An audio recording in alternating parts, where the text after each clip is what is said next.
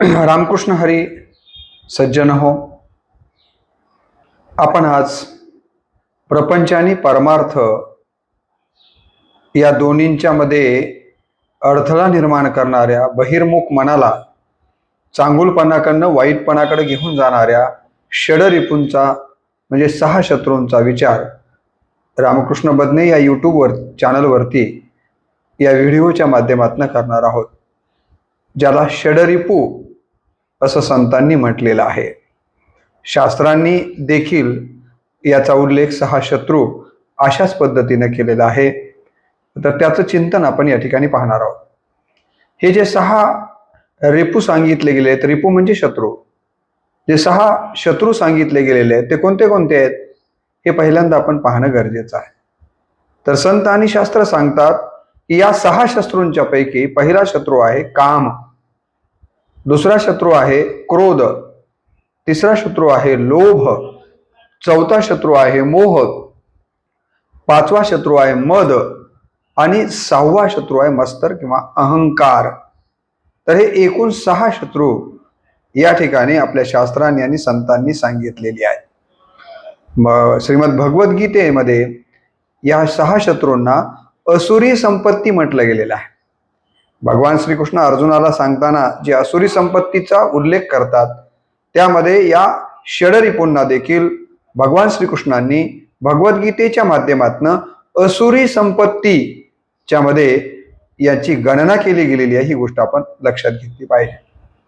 तुकया बंधू यांनी या 6 शत्रूंना उंदरांची उपमा दिलेली आहे.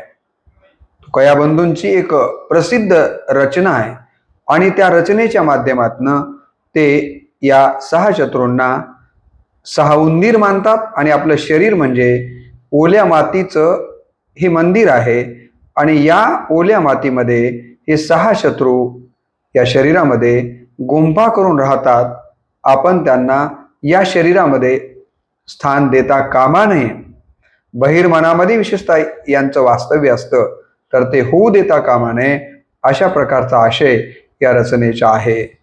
संत तुकया बंधू सांगतात की ओले मृत्तिकेचे मंदिर, आत 6 जण उंदीर, गुंफा करिता ती पोखर, याचा नका करू अंगीकार. तर तुकाराम महाराज या 6 शत्रूंना खळ ही उपमा दिलेली आहे. तुकाराम महाराजांनी या 6 शत्रूंना काय म्हटलंय तर खळ म्हटलेलं आहे. त्यांची देखील एक रचना ते असं म्हणतात, अंगी वैराग्याचे बळ, साही खळ जिनावे. आपल्या अंगामध्ये वैराग्याच्या बळाच्या माध्यमातून जे आपल्या अंगात बसलेले हे 6 खळ आहेत, जे शत्रू आहेत, जिनावं म्हणजे त्यांना जिंकलं पाहिजे, अशा पद्धतीचा वर्णन संत तुकाराम महाराजांनी केलेलं आहे. म्हणजे या षडरिपूंना तुकाराम महाराज खळ अशा प्रकारचा शब्द प्रयोग करताना आपल्याला दिसून येतात. उपनिषदांनी या 6 शत्रूंना 6 प्राण्यांची उपमा दिलेली आहे. वेगवेगळ्या प्राण्यांची उपमा या 6 शत्रूंना दिलेली आपल्याला इथं दिसून येते.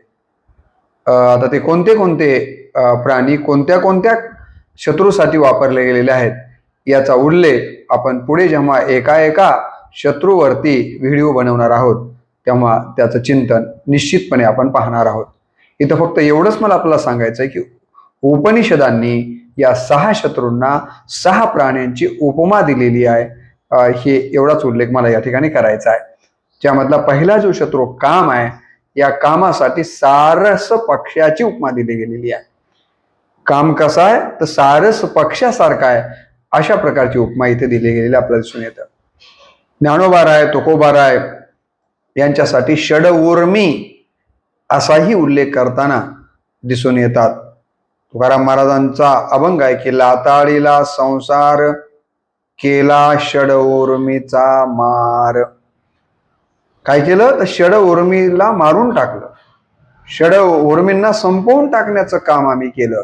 संत काय करतात, एखादा सामान्य व्यक्ती संतत्वाला केव्हा पोचतो जेव्हा त्यानं या उर्मींचा निपात केलेला असतो किंवा या 6 शत्रूंना मारलेलं असतं. महात्मा गौतम बुद्धांच्या बद्दल असंच सांगितलं जातं की ते जेव्हा राजपुत्र असताना देखील हे सगळा राजवाडा, हे सगळं वैभव सोडून दुःखाचं मुख्य कारण काय आहे हे शोधण्यासाठी गेले आणि त्यांना सिद्धी प्राप्त झाल्यानंतर कुणीतरी त्यांना विचारलं की आपला या तपश्चर्येतनं काय प्राप्त झालं. त्यावेळेला महात्मा गौतम बुद्धांनी दिलेलं उत्तर अत्यंत महत्वाचं आहे. ते म्हणाले, मला या तपश्चर्यातनं मिळालं काहीच नाही, उलट मी गमावलं. प्रश्नकर्ता आश्चर्यचकित झाला की अरे म्हणाले मिळालं नाही उलट गमावलं असं म्हणतात. आणि मग त्यांनी प्रतिप्रश्न केला महात्मा गौतम बुद्धांना की गमावलं म्हणताय, मला काही कळालं नाही आपल्या सांगण्याचा अर्थ. तेव्हा महात्मा गौतम बुद्ध म्हणाले की मी माझ्या मनामध्ये बसलेले जे 6 रिपू होते, 6 शत्रू होते, ते मी आज गमावलेले आहे. आणि ज्या दिवशी माणूस आपल्या बहिर्मनातले हे 6 शत्रू काढून टाकतो, त्याच्यावर विजय मिळवतो, त्याच दिवशी खऱ्या अर्थानं तो संतत्वास किंवा महात्मा या पदवीस प्राप्त होतो. संत तुकाराम महाराजांचा मागच्या व्हिडिओमध्ये मी अहंकाराच्या सांगितलं की तुकाराम महाराजांनी सांगितलं की मला दररोज युद्ध करावं लागतं. तुम्ही म्हणाल की युद्ध म्हणजे केवळ सीमेवर जे सैनिक करतात तेच युद्ध असतं असं नाही. संत तुकाराम महाराजांनी सांगितलं की मी दररोज युद्ध करतो, आम्हाला दररोज युद्ध करावं लागतं. आणि त्यांचा प्रसिद्ध अभंग आहे की रात्रंदिनामा युद्धाचा प्रसंग, अंतर बाह्य जग आणि मन. हे मधलं एक जग आणि बाहेरचं एक जग, या दोघांच्या सोबत माझ्या मनाचं युद्ध दररोज चाललेलं असतं. आणि म्हणून मी मागच्या व्हिडिओत सांगितलं की आपला सगळ्यात जवळचा मित्र आपणच आहोत आणि आपल्या सगळ्यात टोकाचा शत्रू जर कोण असेल तर ते आपलं मनच आहे. किंवा हे शत्रू आपल्या अंतःकरणामध्येच बसलेले आहेत, परंतु आपल्या ते लक्षात येत नाही आहे. आणि म्हणून या षडरिपूंचा विचार संतांनी आणि शास्त्रांनी परोपरीने आपल्याला सांगितलेला दिसून येतो. म्हणून ज्ञानोबाराय तुकोबाराय याला षड उर्मी असं म्हणताना दिसून येतात. षड उर्मी हृदयात यांचा अर्थ पुरवणी, अशी एक रचना आपल्याला संतांची इथं पाहायला मिळते. ज्ञानेश्वर माऊलींनी यांना आणखीन एक शब्द वापरलेला आहे, एक नाव दिलेलं आहे, ते याला विकार असं म्हणतात. षडविकार, षडरिपू तुम्हाला सांगितलं मी, किंवा षड उर्मी, असे वेगवेगळ्या प्रकारचे शब्दप्रयोग इथं केलेले आपल्याला दिसून येतात. तर या ठिकाणी ज्ञानेश्वर माऊलींनी याला षडविकार असं म्हटलेलं आहे. माऊली ज्ञानेश्वरीमध्ये म्हणतात, येरवी इंद्रियाचे निमेळे, येरवी इंद्रियाचे निमेळे, विषयावरी तरी लोळे, परी विकाराचे निविटाळे लिंपिजेना. या ठिकाणी या पद्धतीनं त्यांनी या षडरिपूंना विकार असं म्हटलेलं आपल्याला दिसून येतं. किंवा ज्ञानेश्वर माऊली यांना दोष वैरी या शब्दांनी देखील संबोधताना दिसतात. काय म्हणतात माऊली, तेत आडवावया आले, दोष वैरी जे धोपटिले, तया माझी पहिले देहांकारू. या पद्धतीनं दोष वैरी हाही उल्लेख ज्ञानेश्वर माऊलींनी या षडरिपूंच्या साठी केलेला आपल्याला दिसून येतो. नाथ महाराज, पैठणचे जे एकनाथ महाराज आहेत, त्यांनी या षडरिपूंना किंवा या 6 शत्रूंना सर्पाची, महासर्पाची, सापाची उपमा दिलेली आपल्याला दिसून येते. त्यांची एक हिंदी रचना आहे आणि या हिंदी रचनेमध्ये ते या षडरिपूंना 6 सापाची उपमा देतात आणि हे साप कसे महाभयंकर आहेत याचं चित्रण त्यांच्या या हिंदी रचनेमध्ये आपल्याला निश्चितपणे पाहायला मिळतं. ते काय म्हणतात बघा, सुनो संत सज्जन भाई, सुनो संत सज्जन भाई, हम तो निराकार के गारुड़ी आए हैं, हमारे ऊपर संतन की नवाई, इस कलयुग में पैदा हुए, काय म्हणतात, इस कलयुग में पैदा हुए, ये देखो खेल खेलते रस्ते में, सब आलम दुनिया देखत है, सब आलम दुनिया देखत है। अबे चल यहाँ हांडी बाग, अबे चल यहाँ हांडी बाग, जरा प्रेम का ढोल बजाओ, लग लग लग लग लग लग लग लग, पहिले तो 6 साप निकालू मैदान में। अब देखिए गारुड्याचा खेळ असतो की नाही, त्याच्या पद्धतीची ही रचना आहे. ते म्हणतात काय करतो मी, पहिले तो 6 साप निकालू मैदान में, बडे बडे अजगर उसके नाम बताऊं. आणि मग ते याचे 6 नाव, काम क्रोध मद मत्सर दंभ अहंकार. मी जे काही हे मोठे मोठे अजगर बाहेर काढतोय, तुम्हाला दाखवतोय ना, ते कोणते कोणते आहेत, तर मग त्याच्या उल्लेख नाथ या रचनेमध्ये करतात. काम क्रोध मद मत्सर दंभ अहंकार, अबे चल ये सापन बडे बडे को डंक मारा. आणि ते सांगतात की या सापांनी मोठ्या मोठ्यांना ढसलेले आहेत, मोठ्या मोठ्यांना डंक मारला. अबे चल ये सापने बडे बडे को डंक मारा. भस्मासुर तो भस्म कर दिया, पराशर तो ढिवरू के पीछे लग गया. भस्मासुरा सारख्याला या 6 शत्रूंनी सोडलेलं नाही आहे. पराशराची अवस्था या काम नावाच्या वैऱ्यानं काय केली, शत्रूनं काय केली, याबद्दलचं उदाहरण ते या रचनेमध्ये देतात. इंद्र की तो भगांकित हो गई काया. आपल्याकडे म्हणतात इंद्र पडले भग, चंद्र झाला काळा, नारद चुकला चाळा भजनाचा. काम या शत्रूच्या बद्दलचं वर्णन करताना अनेक संतांनी सांगितलं. जसं नाथ या ठिकाणी सांगतात, इंद्र की तो भगांकित हो गई काया, महादेव तो भिल्लिन के पीछे गया. महादेवांना सुद्धा भिल्लिनीच्या पाठीमाग त्या कामवासनेनं सोडलेलं नाहीये.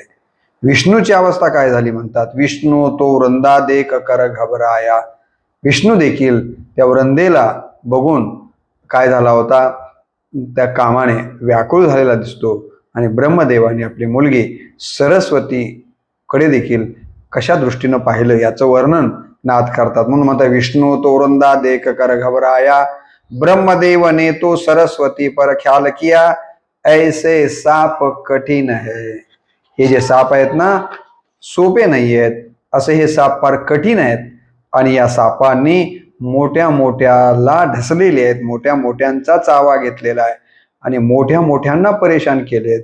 असे हे 6 साप म्हणजे 6 शत्रू म्हणजेच षडरिपू याचं वर्णन नाथ 6 सापाच्या उपमा देऊन करताना आपल्याला दिसून येतात. एका ठिकाणी भाष्यकार राम डिंडिम नावाचे जे आहेत, त्यांनी या षडरिपूंना 6 राक्षसांची उपमा दिलेली आहे. हे डिंडिमजी जो भाष्यकार आहेत, ते या 6 शत्रूंना कशाची उपमा देतात, तर 6 राक्षसांची उपमा दिलेली आहे. हे 6 शत्रू म्हणजे त्या 6 राक्षसांसारखे आहेत असं म्हणतात. पहिला जो राक्षस आहे मधु, आणि त्याला उपमा कामाची दिलेली आहे. पहिला जो शत्रू काम आहे, त्याला उपमा मधु राक्षसाची दिलेली आहे. क्रोध हा जो दुसरा शत्रू किंवा रिपू आहे, त्याला उपमा कैठब नावाच्या राक्षसाची दिलेली आहे. लोभ नावाचा तिसरा शत्रू आहे, त्याला महिषासूर या राक्षसाची उपमा दिलेली आहे. चौथा जो मोह नावाचा शत्रू आहे, त्याला रक्तबीज या राक्षसाची उपमा दिलेली आहे. 5वा जो मद नावाचा शत्रू आहे, त्याला शुंभ नावाच्या राक्षसाची उपमा दिलेली आहे. तर मत्सर नावाचा जो 6वा शत्रू आहे, त्याला निशुंभ नावाच्या राक्षसाची उपमा दिलेली आहे. हे उगीच कुठले तरी राक्षस उचलले आणि त्याच्या जोड्या लावल्या असं केलेलं नाहीये. तर या राक्षसांच्या मध्ये विशेषत्वानं या षडरिपूंच्या पैकीतला एक शत्रू ज्यांनी या राक्षसाचं जीवन उद्ध्वस्त केलं, आणि म्हणून या ठिकाणी त्या शत्रूचा आणि या राक्षसाचा उपमेय या अर्थानं उल्लेख केलेला आपल्याला दिसून येतो. आणि म्हणून मी आपल्याला सांगितलं की शास्त्रांनी, संतांनी या 6 शत्रूंना उपनिषद असुरी संपत्ती म्हणतो, हे की नाही, गीता याला असुरी संपत्ती म्हणते, संत त्याला वैरी म्हणतात, तुकया बंधू उंदीर म्हणतात, उपनिषद त्याला प्राणी पक्ष्यांची उपमा देतात, नाथ महाराज त्याला साप म्हणतात, बरोबर आहे की नाही. राम डिंडिम यांना राक्षस म्हणतात, पुन्हा तुकाराम महाराज खळ म्हणताना दिसून येतात. आणि मग अशा पद्धतीनं हे 6 शत्रू हे आपलं खूप मोठं नुकसान करणारे आहेत.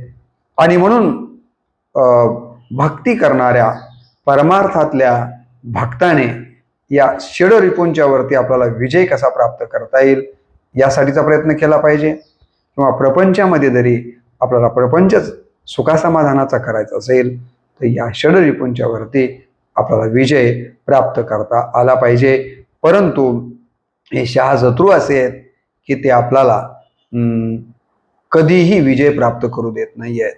आपल्या सगळ्यांना माहिती आहे की केवळ एक जरी शत्रू माणसाकडे असला तरीही माणसाचं जीवन नरकमय करण्याचं काम तो करू शकतो.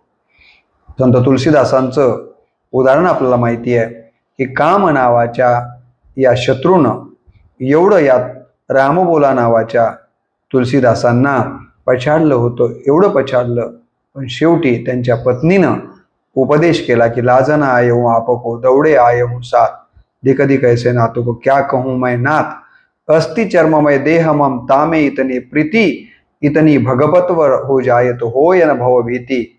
आणि मग पत्नीचा उपदेश तुलसीदास ऐकतात आणि तुलसीदास म्हणतात तुलसी तो चाखा रामरस पत्नी का उपदेश. आणि हा रामबोला नावाचा व्यक्ती गोस्वामी तुलसीदास होतात. गो म्हणजे इंद्रिय, स्वामी म्हणजे त्याच्यावरती विजय मिळवणारा. संतांमध्ये आणि सामान्य माणसांच्या मध्ये फरक काय असतो तर संत हे गोस्वामी असतात, म्हणजे इंद्रियांचे स्वामी ते असतात. इंद्रियाचे धनी आम्ही झालो गोसाई असं संत म्हणाले ना. आणि सामान्य माणसांच्या वरती इंद्रिय विजय मिळवत असतात. म्हणजे सामान्य माणसं हे इंद्रियांच्या ताब्यात असतात, तर संतांच्या ताब्यामध्ये इंद्रिय असतात, म्हणजेच हे षडरिपू असतात. ज्यांनी षडरिपूंना ताब्यात ठेवलं ते संत झाले, आणि जे षडरिपूंच्या ताब्यात राहिले ते मात्र सामान्य जीव नव्हे, राक्षसच्या प्रवृत्तीमध्ये गेले. त्यामुळे आपल्याला मानव म्हणून जन्म जरी प्राप्त झाला असला तरी आपल्याला देवत्वाकडे जायचं असेल तर मानव म्हणून आपल्या ठिकाणी हे 6 शत्रू आपोआप असणारच आहेत. या 6 शत्रूंना हळूहळू जिंकत मानवतेकडनं आपल्याला देवत्वाकडे जायचं आहे. का या शत्रूंना आपल्या शरीरामध्ये स्थान देऊन ते जसं नाचवतील तसं नाचून मानवतेकडनं दानवतेकडे जायचंय, याचा विचार आपण निश्चितपणे करणे गरजेचं आहे. याबद्दलचा एक दृष्टांत सांगितला जातो की हे षड रिपू कसे आहेत की माणसाला कसं जे पाहिजे ते मिळू देत नाही आहेत. तर त्याबद्दलचा दृष्टांत असा सांगितला जातो की एका ठिकाणी एक म्हातारा व्यक्ती, त्याची पत्नी आणि 10-12 वर्षाचा मुलगा, उशिरा झाला असेल, हे तिघेजण भीक मागताना कुठल्या तरी शहरामध्ये दिसतात. कुणाला? महादेव पार्वतींना. तुम्हाला माहिती आहे की आपल्याकडं महादेव पार्वतींच्या अशा खूप कथा सांगितल्या जातात की महादेव पार्वतीवरून विमानानं जात आहेत, खाली कोणीतरी पार्वतीला व कठीण अवस्थेमध्ये दिसतं, दुःखामध्ये दिसतं. पार्वती मग आपल्या पतीला ते सगळं चित्र बघून म्हणत असते की अहो हे असं कसं, आपल्या राज्यात असं हे काही योग्य नाही आहे, चला तुम्ही त्यांना त्याचं दुःख कमी करा. आणि मग तुम्हाला माहिती आहे की पार्वतीचं ऐकून महादेव तिथं येतात आणि मग काय काय होतं. अशा अनेक कथा आपण यापूर्वी पुराणांच्या माध्यमातून ऐकत आलेलो आहोत. तशीच ही कथा आहे की हा जो वृद्ध व्यक्ती आहे, त्याची पत्नी आहे आणि 10-15 वर्षाचा त्यांचा म्हातारपणाला झालेला मुलगा, हे तिघेही या ठिकाणी भीक मागतात. महादेव पार्वती आकाशमार्गी विमानानं जात आहेत आणि जात असताना पार्वती महादेवांना म्हणते, अहो एवढ्या वृद्धावस्थेमध्ये हे पती पत्नी आपल्या या छोट्या लेकराला घेऊन एवढ्या उन्हातानामध्ये भीक मागतायत, हे काय मला बघवत नाही आहे. मला असं वाटतं की आपण त्यांच्या जवळ गेलं पाहिजे आणि त्यांची जी काही मनोकामना आहे ती पूर्ण केली पाहिजे आणि या परिस्थितीतून त्याला बाहेर काढलं पाहिजे. त्यावेळेला महादेव म्हणाले, अगं आपण किती जरी प्रयत्न केला तरी त्याच्या मनातले जे काही हे षडरिपू आहेत ना, ते त्याला याच्या बाहेर येऊ देतील मला असं वाटत नाही. तरी परंतु म्हणतात ना, बालहट्ट, स्त्रीहट्ट, राजहट्ट, याप्रमाणे आपल्या पत्नीचा हट्ट, ती म्हणते नाही, बघा तरी तुम्ही प्रयत्न करून, चला तरी. आणि शेवटी महादेव आपल्या पत्नीला सोबत घेऊन त्या ठिकाणी येतात. त्या तिघांच्या जवळ येऊन महादेव म्हणतात की मी असा असा शिंबो महादेव आहे, सबदेवन का बडादेव, आपल्याला मी प्रसन्न झालोय. आणि तिघांनाही तुम्हाला जी एक एक वर मागण्याचा माझ्याकडनं परवानगी आहे. प्रत्येकजण जे काही तुम्हाला हवं आहे ते प्रत्येकजण एक मागणी तुम्ही मागू शकता, ती पूर्ण करण्याचा मी निश्चितपणे प्रयत्न करेन. महादेवांचं हे बोलणं ऐकल्याबरोबर तिथं जी काही 60-70 वर्षाची म्हणा जी त्या भीक मागणाऱ्या म्हाताऱ्याची पत्नी होती, ती खुश होते आणि म्हणते की देवा, मला वर देणार आहात एक, तर मी मागते मला तुम्ही 20 वर्षाची तरुणी बनवा. आणि मागितल्याबरोबर महादेव प्रसन्न होतात आणि तथास्तु म्हणतात. तथास्तु म्हटल्याबरोबर ती जी काही 60-70 वर्षाची म्हातारी होती ते एकदम 20 वर्षाची तरुणी होते. तो मुलगा आणि पती जो म्हाताराच आहे ते बघतो तर आपली पत्नी 60-70 वर्षाची आता 20 वर्षाची झालेली आहे. त्याच्यात मनात बसलेला जो क्रोध नावाचा शत्रू आहे तो एकदम जागा होतो.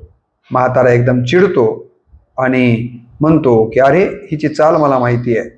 60-70व्या वर्षी हिनं कसं वागते, हिनं जर 20 वर्षाची तरुणी झाली तर ही कशी वागणार आहे मला माहिती आहे. आणि म्हणून हिला 20 वर्षाचा तरुण ठेवणं बरोबर नाहीये. आणि म्हणून ते महादेवांकडे म्हणतात, तुम्ही ह्याला 20 वर्षाची कसं काय तरुणी बनवलं, हे काय बरोबर नाहीये, हे असं काही करू नका. तेव्हा महादेव म्हणतात, तुला सुद्धा एक वर मागण्याचा मी अधिकार दिलेला आहे, तुला काय पाहिजे तर तू माग ना. आणि मग तो ते क्रोध नावाचा जो शत्रू आहे तो शत्रू फाळून येतो आणि तो म्हणतो की माझ्या पत्नीला तुम्ही डुकरीण बनवा. आणि महादेव लगेच तथास्तु म्हणतात आणि ती जी म्हातारी 20 वर्षाची होती ती पुन्हा डुकरीण होते. आता लक्षात घ्या की पत्नी डुकरीण झालेली आहे. याला दिला गेलेला जो वर होता म्हाताऱ्याचा तो स्वतःसाठी तर काहीच मागितलं नाही, पण पत्नीला डुकरीण करण्यासाठी त्यानं वाया घातलेला आहे. पत्नीनं 70 वर्षाची 20 वर्षे होण्यासाठी वाया घातलेला आहे. तर मुलगा म्हणतो की माझी आई आणि डुकरीण. तो पुन्हा महादेवांच्यावरती चिडतो आणि म्हणतो की असं कसं, नाही नाही, माझी आई असे नाहीये, माझी आई डुकरीण नको. महादेव म्हणतात, तुलाही एक वर दिलेला आहे, तुला काय पाहिजे ते माग, ते तुला मिळेल. आणि तो म्हणतो की मला माझी आई पहिल्यासारखीच हवी आहे. महादेव तथास्तु म्हणतात आणि पुन्हा ती 20-70 वर्षाची म्हातारी जशाच तशी होते. आणि मग तिघही पुन्हा मिळून भीक मागायला लागतात. महादेव पार्वतीकडे बघून हसून म्हणतात की बघ, असंच आहे, या सामान्य माणसांना हे षडरिपू ऊर्जीव अवस्थेला किंवा वरच्या अवस्थेला घेऊन जाऊ देत नाही आहेत आणि त्यामुळं हे अशा प्रकारचं जीवन जगतात. आलं का तुझ्या लक्षात? आणि पार्वतीच्या लक्षात येतं की खरंच आहे, आपण यांना किती जरी वर उचलण्याचा प्रयत्न केला तरी यांच्या मनात बसलेले षडरिपू मात्र यांना वरी येऊ देत नाही आहेत आणि त्यामुळे हे वरी येऊ शकत नाही आहेत. आणि इथे दृष्टांत संपतो.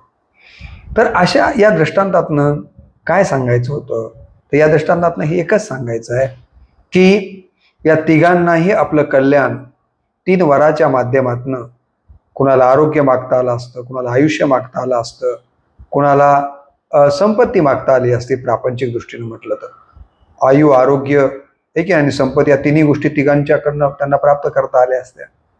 किंवा पारमार्थिक काही मागायचं असतं तर तेही मागता आलं असतं. परंतु हे षडरिपू मात्र त्यांना हे काही न मागू देता जैसे थे या स्थितीमध्ये जगायला लावतात.